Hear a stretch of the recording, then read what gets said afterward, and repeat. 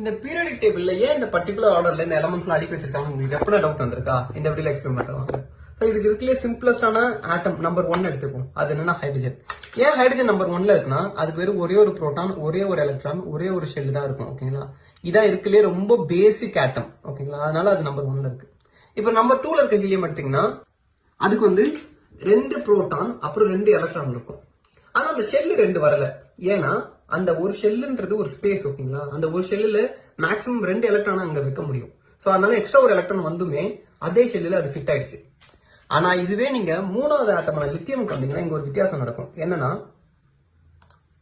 லித்தியம்ல இருக்கிற 3 எலக்ட்ரான்ஸ் வந்து அந்த ஃபர்ஸ்ட் ஷெல்ல ஃபிட் ஆகாது. ஏன்னா அந்த ஃபர்ஸ்ட் ஷெல்லுக்கு மேக்ஸிமம் கெப்பாசிட்டி 2 தான்.